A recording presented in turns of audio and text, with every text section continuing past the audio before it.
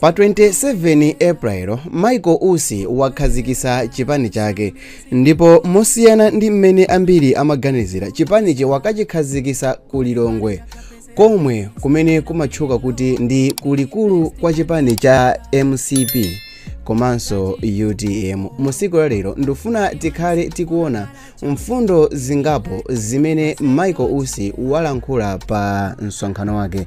Muli ndine Samavita Tieni, tikhale limodzi. Nonse audience achi alibe mulandu, mulemekeze ma president athu onse. Michael Usi walankhula kuti tikhonza kumasiyana maganizo pandale, koma tiyeni tisanyoze asogoleri akale. Azisogoleriwa ndi monga Peter Muthalika, Bakiri Muluzi, Joyce Banda ndi anthu ena. Alankhula kuti anthu awawa monga ndi amene ndi akuluakulu amene analamulira dziko la Malawi, komanso ndi anthu ndi mapresidenti amene aliko panopa, kuwanyoza ndi chinthu cholakwika.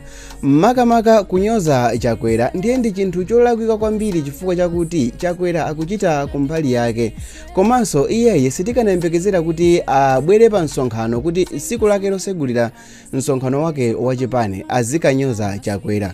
Kumeneko ndi kukanakhala kulawula dziko, chifukwa chakuti president akadana ndi vice wake kumakhala kuonongeka kwa dziko. Mfundo ina anayankhula kuti chipani cha Ozamo sichikudalira mtundu, chigawo, makaka komanso chipani cha anthu amene alembesa mavoti. Ndikukhulupirira kuti izi analankhula chifukwa chakuti zipani zambiri ku Malawi zimadalira zigawo, monga mwachisanzo chipani cha Afodi ku mpoto kwa dziko la Malawi, chipani cha DPP chimene chinakhazikika kwambiri ku Lomwe Belt komanso madera ena akummawa kwa dziko la Malawi, chipani cha MCP chimene chinakhazikika kwambiri ku chigawo chapakati. Koma chipani cha Ozam akuti sichikufuna kuona mtundu, chigawo, makaka komanso chipani cha anthu amene alembesa mavoti, zimene zikutanthauza kuti chipani cha Ozam chiziyang'ana Malawi yense, komanso akuyembekezera kuti akhale ndi mamembala ofanana mphamvu kuchokera mu zigawo zonse za dziko la Malawi. Michael Usi analankhula momveka bwino kuti Achakwera akanakhala ngati akanganya ena aja, sakanamamulola kuti azichita zimene amachitazi. Achakwera akanakhala munthu wina kapena kangati akanganya ena aja, sakanalola kuti ndizichita zimene matani ndimachita.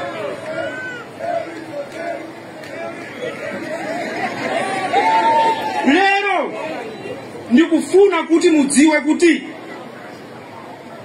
tabwera kuzagwirizana, wina asakulandeni hope, chikhulupiriro, chiyembekezo.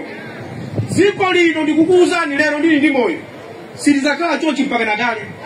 Pozindikira kuti Michael Usi amene ndi manganya wakhala akunyozedwa kwambiri makamaka pa nkhani yovina m'misonkhano, kumalowesa madrama, kumapanga zinthu zina ndi zina, akuti yakanakhala kuti Chakwera anali akanganya ena aja, sakanamulola kuti azichita zimene amachitazi. Iyeyi walonjezanso achinyamata kuti kukubwera ngongole za nefi zopanda chikole, kapena kuti ngongole zimene ukamakatenga samakakufunsa funso lakuti kodi ukazalephera kubweza tizatenga chani. Ngongole iyi dzina lake akuyitchula kuti vuka m'matope. Ku UTM akuti amamuda, ndipo anauza anthu kuti awerenge Genesis 32 verse ya 3.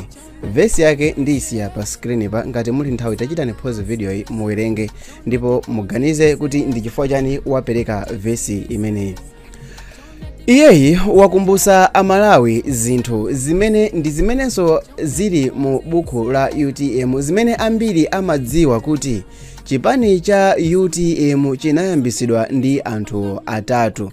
Iyeyo Michael Usi, Newton Kambala komanso Saulos Chilima. Michael Usi anali ali ndi movement yake ya odya zake alibe mulandu, ndipo Achilima anali ali ndi Chilima movement imene inali Chilima movement. Newton Kambala anali ndi chipani chawo nawonso cha United Transformation Party, ndipo kuchokera ku Chilima Movement odya zake alibe mulandu komanso ndi chipani chimenechi cha UTP cha Newton Kambala. Anthu onsewa anapanga chipani chija cha UTM kapena kuti United Transformation. Mukuyankhula kwina, iyeyo Michael Usi analankhula kuti chakwera atatereka mpoto wachitukuko, anthu ena ayambanso kumasokoneza pomaba zinthu zimene zayikidwa mu zitukukozo. Iyeyo analankhulanso kuti odya zake ikufuna kuthana ndi wina aliyense owononga, aliyense okuba azigwidwa, osokoneza aliyense achoke. Koma ndikhulupirira kuti lonjezo ilili sila chilendo ku mtundu wa Amalawi, ndipo lonjezo ilili sindikhulupirira kuti Amalawi akhonza kulitenga pa mtima. Komabe still more ndi zimene Michael Usi analankhula pa msonkhano umenewo. Iyeyo analankhula kuti chipani china chake chija musalimbane nawo, amene aja alibe ma area, amene aja chipani chawo ndi cha pa Facebook basi, ndipo saziwa chiwerengero cha anthu ozawavotera, pamene ifeyo odya zake alibe mulandu tikuziwa nambala ya anthu amene azativotere. Ndikhulupirira kuti ababa aliyense chipani cha pa Facebook wachidziwa, chipani chimene anthu ambiri amalankhula kuti ndale zawo amangochita ma social media basi. Ku UTM kuli anthu awiri okha basi amene ankamukonda Chilima zenizeni. Anthu amenewa ndi Kwesu Nsusa ndi Newton Kambala, koma ena onse aja anayamba kumukonda Chilima atamwalira. Ena akufunsa funso lakuti kodi odya zake ima payo kapena ipanga alliance. Atafunsidwa funso ili, iyeyo Manganya anayankhula kuti alliance ndi kukhala ndi mfundo zofanana. Iwowo akufuna kuti aone ngati mfundo zawo za odya zake alibe mulandu zigwirizane ndi achipani ena ake. Iyeyo akuti mukaona nsewu utakumbika muzizifunsa funso lakuti kodi nsewu umenewo anamanga anali achipani chiti, chifukwa chakuti misewu ina imene ikukumbikayi amene anamanga si amene alipowa, komanso misewu ina imene ikukumbikayi amene anamanga si amene timawadaja koma ndi ena ake amene mukuwadziwa aja. Iyeyo anaperekanso mawu achilimbikiso kumapeto kwa nkhani yonse kuti odya zake ikhala ili mboma, koma amene azakhale pa mpando mu nthawi imeneyo akumuziwa ndi Mulungu. Mukuganizapo chani pa zimene Michael Usi walankhulazi? Mukuonapo motani pa zimene Michael Usi walankhulazi? Ndikudziwa kuti inde malonjezo enawa si achilendo, koma mukuganiza ngati odya zake ili ndi ma chances ozawina? Mutakhala kuti mukufuna muvote, mukuganiza kuti muzayivotera odya zake alibe mulandu kuti ilamulire dziko la Malawi?